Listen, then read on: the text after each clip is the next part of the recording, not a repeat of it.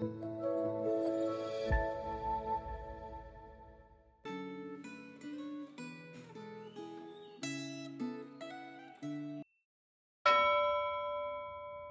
yang dikasihi Tuhan, Shalom.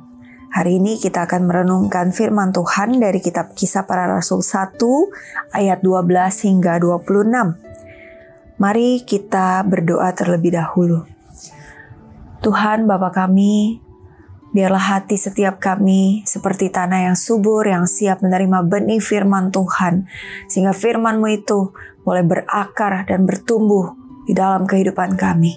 Berkati perenungan firman-Mu, berbicaralah Tuhan, hamba-Mu siap untuk mendengar. Amin.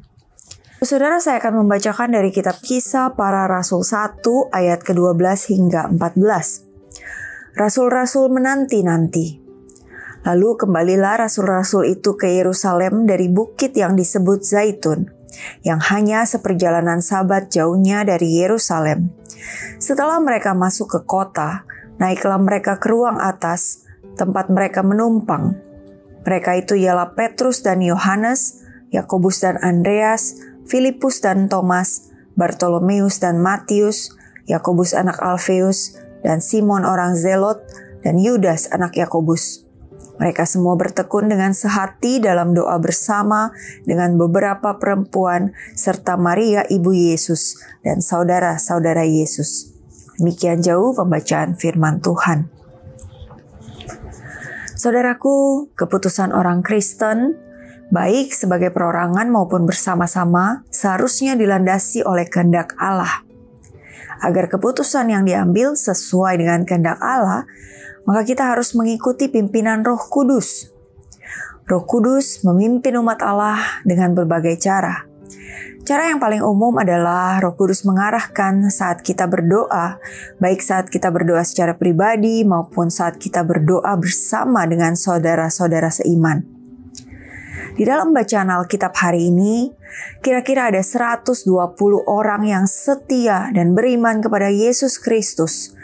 Tidak terbatas pada ke-11 murid Kristus, tetapi mencakup beberapa perempuan, keluarga Yesus Kristus, dan orang-orang yang setia mengikut Kristus sesudah Kristus mati dan bangkit dari kematian, berkumpul dan berdoa bersama dengan sehati dan dengan tekun.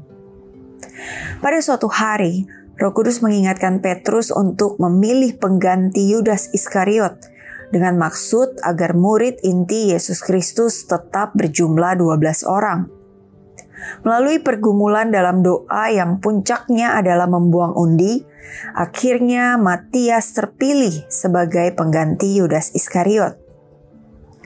Bacaan Alkitab hari ini memberikan petunjuk tentang beberapa hal yang penting bagi umat Kristen.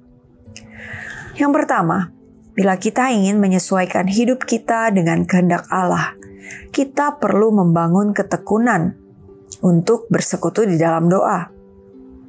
Yang kedua, di dalam mengambil keputusan, orang Kristen perlu memiliki kepekaan untuk mengikuti pimpinan Roh Kudus. Dan yang ketiga, Roh Kudus memimpin umat Allah dengan memanfaatkan berbagai cara yang telah biasa dilakukan di dalam komunitas umat Allah. Pada masa Alkitab, pengambilan keputusan biasa dilakukan dengan membuang undi. Pada masa kini, gereja mengambil keputusan penting melalui pemilihan yang diikuti oleh seluruh anggota jemaat. Tentu saja, selain dengan cara membuang undi atau melalui pemilihan, Roh Kudus juga bisa memakai cara-cara lain untuk memimpin umat Allah. Yang keempat, secara umum, kehendak Allah telah terungkap di dalam firman-Nya. Oleh karena itu, saat hendak mengambil keputusan, bila kita sungguh-sungguh ingin menaati kehendak Tuhan, kita harus membangun ketekunan, membaca, mendengar, mempelajari, merenungkan, bahkan menghafal ayat-ayat Alkitab. Saat hendak mengambil keputusan, apakah kita telah sungguh-sungguh bergumul untuk menyesuaikan semua rencana kita dengan kehendak Allah? Apakah kita telah membangun kebiasaan berdoa, baik doa pribadi maupun doa bersama dengan saudara seiman? Apakah kita telah melatih diri untuk menyelidiki dan melaksanakan kehendak Allah yang telah diungkapkan secara jelas di dalam firman-Nya? Mari biarlah ini boleh menjadi perenungan kita bersama. Kita bersatu dalam doa. Tuhan Bapa yang baik, terima kasih karena melalui firman-Mu hari ini, kami diingatkan kembali Tuhan, untuk boleh terus membangun kebiasaan baik. Kebiasaan untuk boleh terus bertekun di dalam doa. Kebiasaan untuk boleh terus merenungkan, mempelajari, menghafal firman Tuhan. Sehingga dalam kehidupan kami, di dalam kami harus mengambil keputusan. Kami boleh melakukannya seturut dengan kehendak Tuhan. Dan biarlah apapun yang kami putuskan, boleh membawa kemuliaan bagi Tuhan.